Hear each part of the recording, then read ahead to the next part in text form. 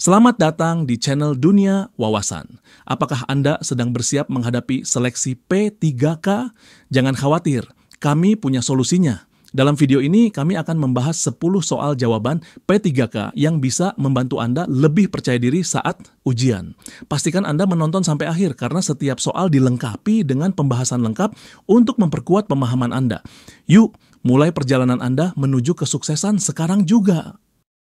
Soal 1, apa yang dimaksud dengan arsip dinamis? A. Arsip yang sudah tidak digunakan tetapi tetap disimpan. B. Arsip yang sering digunakan dalam kegiatan sehari-hari. C. Arsip yang sudah tidak memiliki nilai guna. D. Arsip yang disimpan di tempat khusus untuk referensi historis. E. Berikut dengan pembahasannya. Arsip dinamis adalah arsip yang sering digunakan dalam kegiatan operasional sehari-hari, sehingga keberadaannya diperlukan dalam waktu tertentu. Sebaliknya, arsip statis adalah arsip yang sudah tidak digunakan, tetapi memiliki nilai historis atau hukum. Soal nomor 2, jenis surat yang dikeluarkan oleh suatu organisasi untuk kepentingan internal disebut A. Surat pribadi, B. Surat dinas, C. Surat edaran, dokumen surat keputusan. Berikut jawaban C dan pembahasannya. Surat edaran adalah jenis surat yang digunakan untuk menyampaikan informasi tertentu dari suatu organisasi kepada pihak internal atau eksternal dalam jumlah besar. Biasanya berisi pengumuman atau pemberitahuan resmi. Soal nomor 3. Apa fungsi utama dari sistem kearsipan elektronik e-arsip? A. Menyimpan arsip secara manual. B. Menghilangkan arsip yang sudah tidak berguna.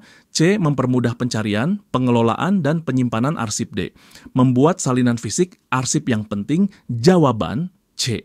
Berikut pembahasannya. Sistem kearsipan elektronik berfungsi untuk mengelola arsip secara efisien, termasuk proses penyimpanan, pencarian, dan pelestarian data arsip dalam format digital. Hal ini memudahkan pengelolaan arsip dibandingkan dengan metode manual. Bawah ini yang bukan termasuk dokumen keuangan adalah A. Faktur, B. Nota, catatan berita acara rapat, dokumen bukti transfer bank.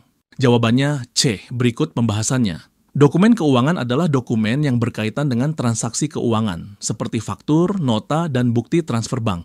Sementara berita acara rapat adalah dokumen administratif yang tidak terkait langsung dengan keuangan. Soal nomor 5. Metode penyimpanan arsip berdasarkan tanggal disebut A. Metode numerik, B. Metode kronologis, C. Metode abjad, D. Metode subjek. Jawaban B berikut pembahasannya. Metode kronologis adalah metode penyimpanan arsip berdasarkan urutan waktu, tanggal, bulan, tahun. Metode ini digunakan untuk dokumen yang memerlukan pelacakan waktu secara spesifik. Soal nomor 6. Manakah langkah pertama dalam menyusun agenda kerja kantor? A. Menentukan tujuan kerja. B. Membagi tugas kepada tim. C. Mengatur waktu pelaksanaan. D. Membuat laporan kegiatan. Jawaban A. Berikut pembahasannya. Langkah pertama dalam menyusun agenda kerja kantor adalah menentukan tujuan kerja. Hal ini penting untuk memastikan semua aktivitas yang direncanakan memiliki fokus yang jelas. Soal nomor 7. Apa tujuan dari analisis jabatan dalam administrasi perkantoran? A. Mengurangi beban kerja pegawai. B. Menentukan kebutuhan pelatihan pegawai. C. Meningkatkan efisiensi waktu kerja. D. Mengembangkan kebijakan gaji pegawai. Jawaban B berikut pembahasannya. Analisis jabatan bertujuan untuk mengetahui tugas, tanggung jawab, dan persyaratan pekerjaan tertentu. Informasi ini membantu dalam menentukan kebutuhan pelatihan dan pengembangan pegawai. Soal nomor 8. Surat yang memerlukan balasan disebut A. Surat edaran, B. Surat keputusan, C. Surat masuk, D. Surat korespondensi. Jawaban D berikut pembahasannya. Surat korespondensi adalah jenis surat yang biasanya memerlukan balasan seperti surat permintaan, penawaran, atau konfirmasi. Soal nomor 9. Apa langkah pertama dalam proses pengarsipan manual? A. Menyortir dokumen berdasarkan kategori. B. Menyimpan dokumen dalam lemari arsip. C. Memberi label pada dokumen. D. Membuat daftar isi arsip.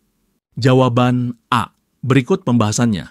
Langkah pertama dalam pengarsipan manual adalah menyortir dokumen berdasarkan kategori tertentu seperti jenis dokumen, tanggal, atau abjad untuk memudahkan penyimpanan dan pencarian. Soal nomor 10. Apa saja unsur utama dalam penyusunan laporan kegiatan kantor? A. Pendahuluan, isi, penutup, dan lampiran. B. Pendahuluan, penutup, catatan, dan tanda tangan. C. Judul, tujuan, isi, dan rekomendasi.